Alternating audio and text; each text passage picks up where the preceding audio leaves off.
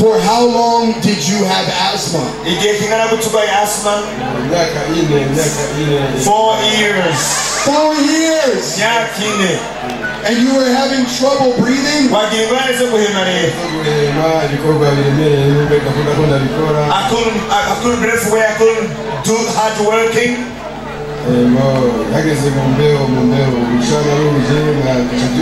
When it comes some winds or some clouds, it could be closing my lungs. I couldn't breathe well. And whenever there is even much sun, I couldn't breathe well. But since I started coming to the crusade field, I can breathe well, very well. Can you take a deep breath?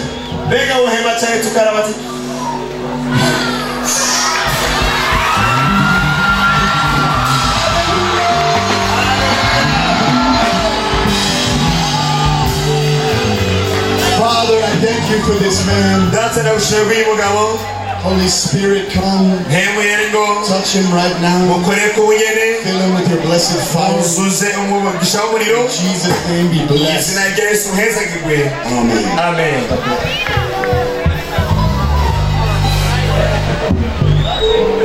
Hello, my friend. How are you? I thank Jesus very much. What has Jesus done for you? Yesu muri iki kibanza yama yaranguriye neza cyane. Igihe umukozi w'Imana bonke yaza ngaha mu 89 nazanye umwana wanje afise ibintu bitagenda neza, hanyuma avuga ati fata umwana aharwaye mfata ukuboko. He was saying that he had been seeing the grace of God on this field back in 89 when Bunker came here. His child got healed. He was sick from some troubles. Nico gituma numvise abakozi b'Imana bakomoka kwa bonke. That's why even as I heard that the disciples of Bunker were coming here, nintegerezwa kuhishikira. I said that I had to be on the field by myself. Uyo mwana yaciye akira uwo munsi nyene. My child got healed that very day. Kandi bari bavuze ko bategezwa kumubaga ndibabaye batubaga. He was to be surgery but they couldn't surgery him at all. Wow. Uyo mwana n'umukozi w'Imana yitwa Bienvenu. That another servant of God, his name is Bienvenu. Nanje nagiye kwa muganga ejo. Myself, I went out to hospital yesterday. Bandora tension 19 n'ibice 10. They found that I had high pressure 19 pulse. Urumva sinahema neza kandi njagena neza mutwa mumenetse. Couldn't breathe while I was even having some headache in my head. Ariko gushika urumva byaheze. But to this far I'm completely healed. Hallelujah! Hallelujah!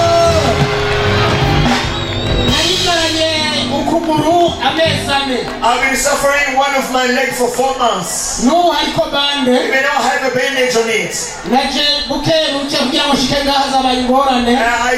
To come to the field was a problem, struggle to me. I came shivering slowly. Diving slowly. But to this far, Christ has healed me, you can see. That's why you can help me to be grateful to God.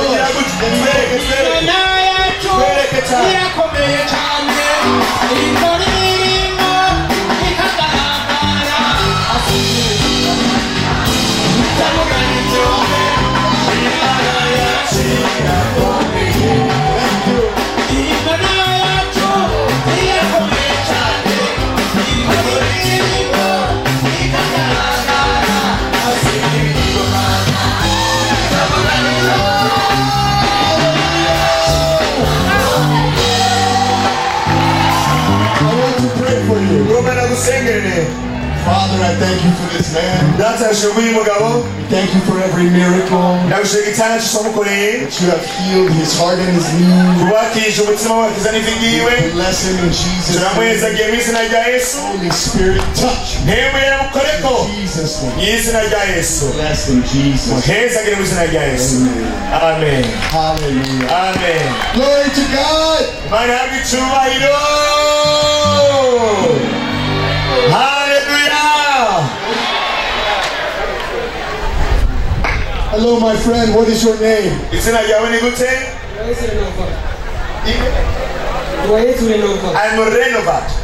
Hello, I am Michael Seth. It is nice to meet you.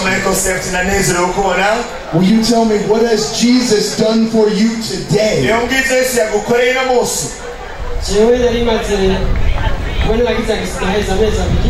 got an accident 2 months ago. They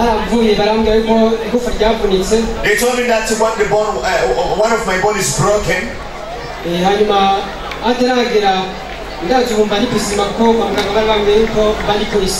I know also they told me they would put a bandage on my leg.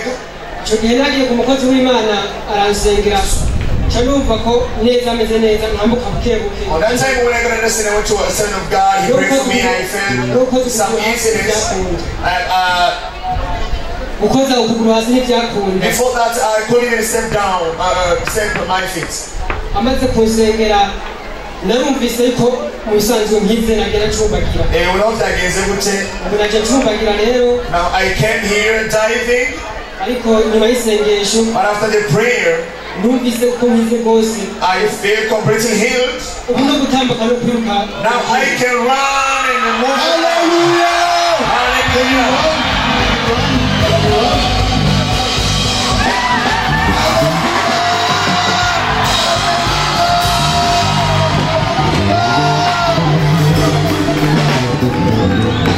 My friend, I want to bless you.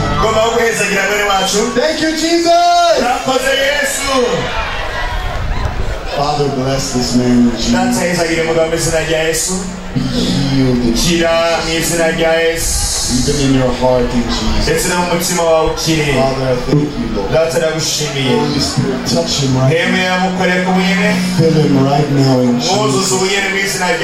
God bless you in Jesus. Amen. Amen. Go with God.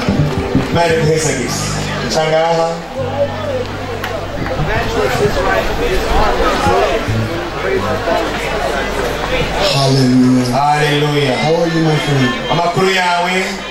Are you okay? Yes. Hallelujah. Hallelujah. What did Jesus do for you today? Yesu yankijije kuva mu kwezi kwa gatatu genereje kubwoko bafre. I got an accident from the month of March. A tree fell on me. I got an accident such as this. So I was eating with my left arm.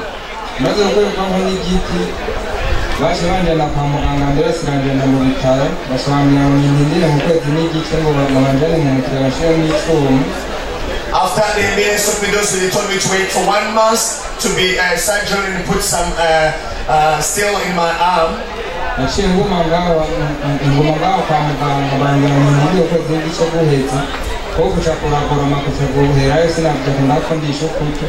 Then after the 1 month, I waited for long. They couldn't surgery me. Then my arm was like crippled. I couldn't stretch it while I was eating with my left arm.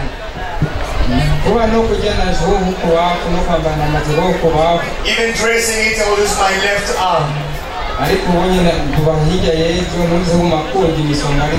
But from yesterday, as we started crusade, I was feeling some pain in the very arm. But now I can lift it higher without any pain. Hallelujah! Hallelujah! So your arm was in very bad condition?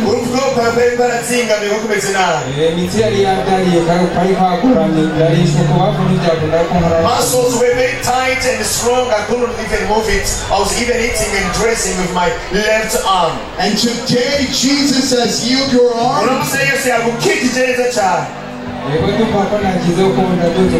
Yes, I am here because I couldn't do this before this time. Let's give glory to God together. Say thank you, Jesus. Thank you for the living Jesus Christ. Hallelujah. Hallelujah.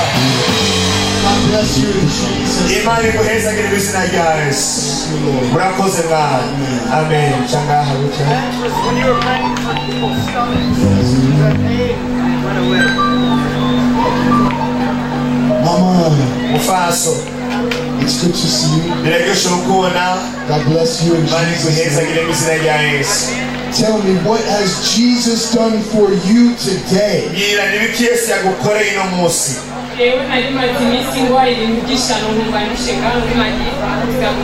had been poisoned and I could feel much pain all over my body. And I just started praying. I started vomiting very much. So I thank God that I'm healed now. Yes. So you were feeling bad in your stomach? For me, it was now in the chest, in the stomach, everywhere. I could even feel pain everywhere. So God has delivered you from much pain?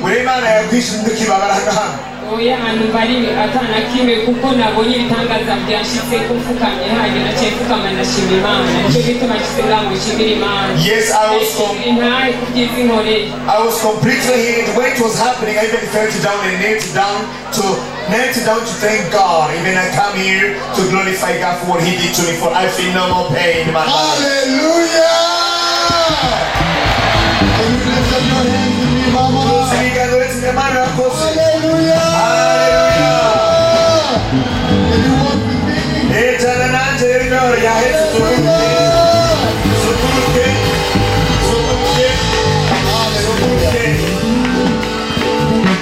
Father, I thank you for this moment.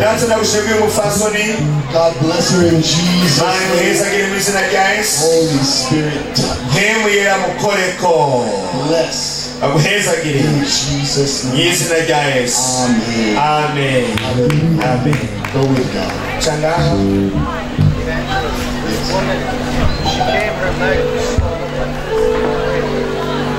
Hallelujah. Hello, how are you? Tell me, what did Jesus do for you today?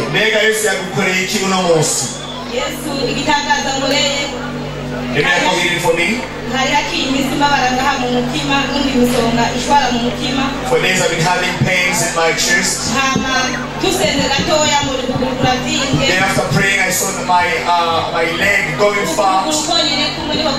The only right one was going fast. Then as we pray saying, touch wherever you feel the pain.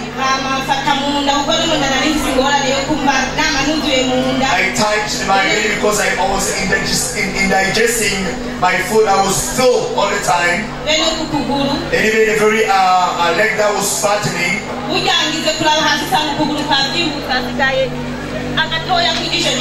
As I saw, I went down to see my leg. I found it going skinny. It was something going like a wind in my womb, my belly.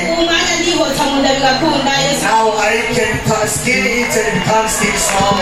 Praise Jesus. Hallelujah. So your leg was fat.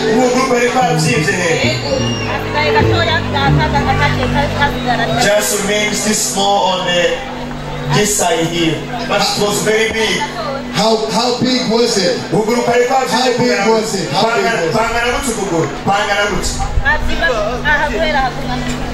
That was very big. It was like this. And now it's like this. Hallelujah. Hallelujah. Father, God bless her in Jesus. Jesus do for you today.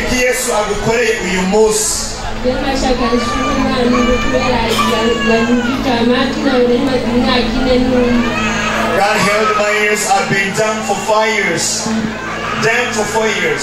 In which ears? Both ears I couldn't hear where I couldn't speak. Wow. So tell me. So I'm going to do something. And I want you to respond. Okay? So when I snap my fingers, I want you to lift your arm. Okay?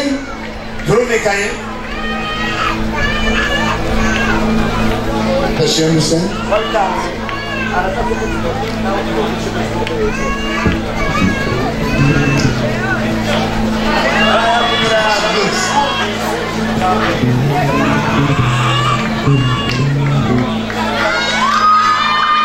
don't understand, my friend.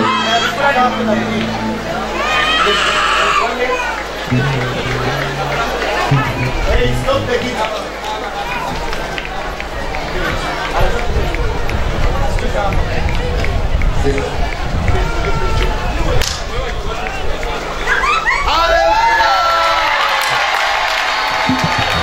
Thank you, Jesus.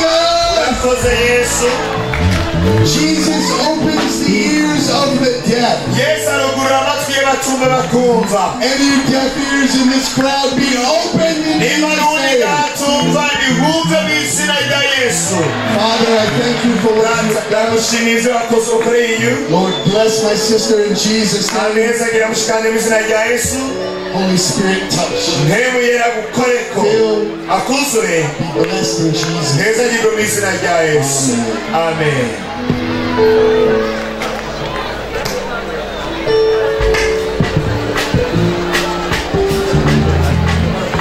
Hallelujah. Hallelujah. Hallelujah. Amen. My friends, if you can see this man here, Let's be fully strengthened in Jesus' name. We'll walk in Jesus' name. We'll run in Jesus' name. Let's be healed in Jesus' name. Give glory to Jesus.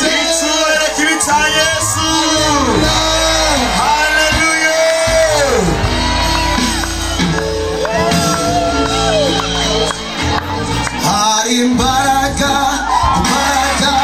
siutisi, imbaraga, bushe, zoniza Yesu, hariho, hallelujah.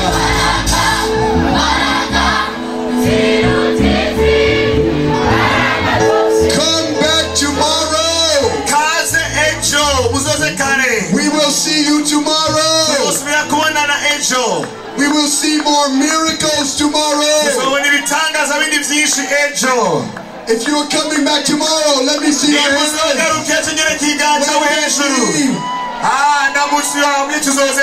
I will look for you tomorrow.